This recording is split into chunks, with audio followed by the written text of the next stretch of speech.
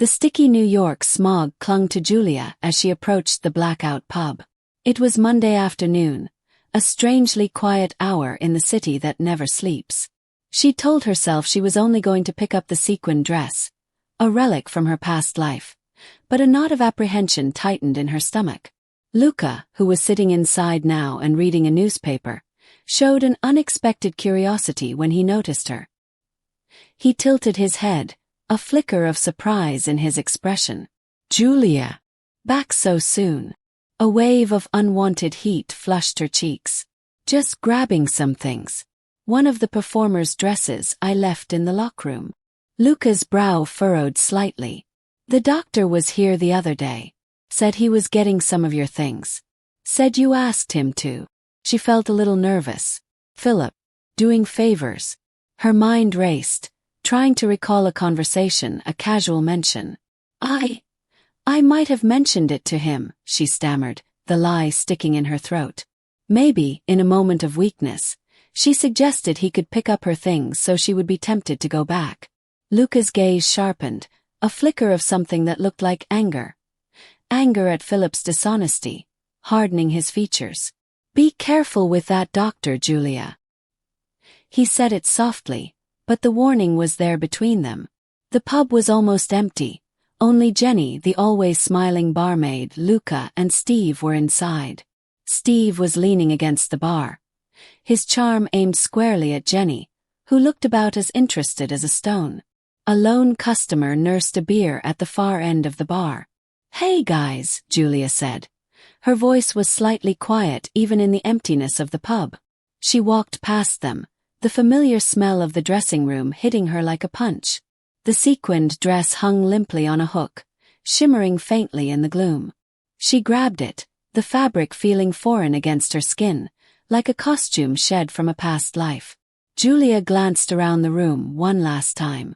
She'd spent countless hours here, prepping for gigs, drowning her nerves in cheap vodka. She took down the faded picture of the band that was taped to the mirror. Her reflection looking back at her with a hint of melancholy, a lot of hope. A sigh escaped her lips. She was grateful for the blackout pub, for the stage it had given her, for the brief moments of exhilaration. A new beginning was in front of her. Memories flickered, the roar of a sold-out crowd, the electric vibrancy that pulsed through her veins during a good concert. But then the other memories crashed in. The furtive trips to the bathroom, the powdery white lines blurring reality, the desperate need that gnawed at her insides. Cocaine before gigs seemed like an absolute must. She wasn't proud of that version of herself. Not anymore. Back in the pub, she walked towards Jenny. "Take care of yourself," Julia said, her eyes darting towards Steve. "And be careful with him." Steve smirked, a knowing smile on his face. He tried to push himself on her before, too, back in the days when she was almost too numb to truly protest. Julia's gaze hardened, resentment rising within her.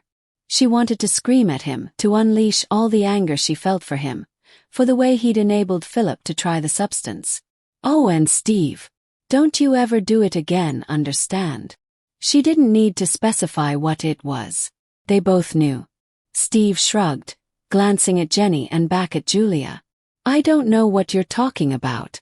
"Good luck with the new life," he sneered, the last words dripping with sarcasm.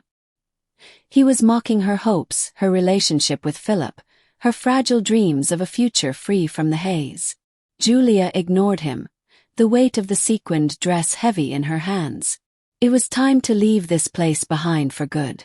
Outside, she found Luca leaning against the brick wall and smoking, the city noise swirling around him. "Goodbye, Luca," she said, offering a small smile. "We'll see each other again." He nodded, his expression unreadable. "We will. Take care, big girl." She walked a few blocks before pulling out her phone. She needed to hear Philip's voice, to ground herself in the present. She tapped his number and held the phone to her ear, listening to the ringing tone. It went straight to voicemail. A cold dread crept up her spine. She tried again and again, but each time the call went unanswered. Julia tried to tell herself he was sleeping. Had to be that. No way that he is maybe using again. But the image of him, alone in their apartment, the familiar white powder spread out on the coffee table, filled her mind. Julia fought back the rising panic. She wouldn't let her mind spiral. He was fine. He had to be. Maybe he was at work, focusing on his patients, trying to recover from the first and hopefully last cocaine use alone at the weekend when she wasn't there for him. She started walking to the nearest subway to check on him at home as soon as possible. The distance felt vast, each step a heavy burden. She would find him there, safe and sober. She just had to believe it.